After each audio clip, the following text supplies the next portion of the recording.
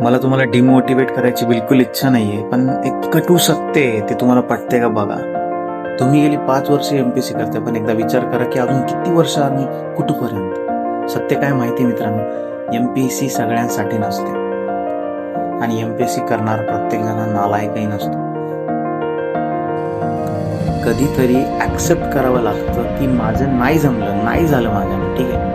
आणि हे मानणं हार नाहीये, तर स्वतःसाठी मोकळा आणि योग्य निर्णय घेणं आहे. जर तुम्ही अजूनही 22 ते 24 वर्ष वयोगटात असाल आणि तुमचा बेस मजबूत नाहीये, तुम्ही अजून 2-3 अटेम्प्ट द्या, अजून फोकस करा, संपूर्ण एकदा पूर्ण ताकदीनं लढा, पण तयारी स्मार्ट पद्धतीनं करा, पण चुकीच्या सायकलमध्ये अडकू नका.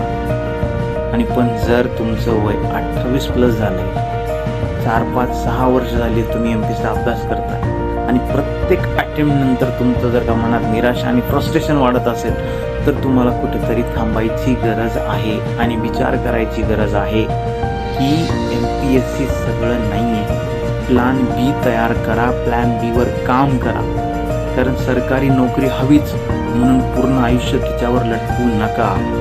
कारण करिअर हे तुमचं एक्झामवर नाही तर तुमच्या डिसिजनवर ठरतं.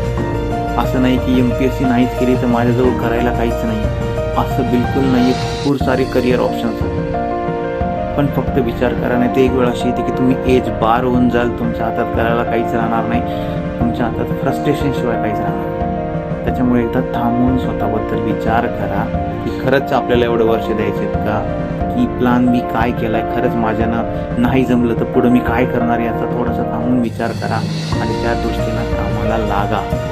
पटतंय का बघा.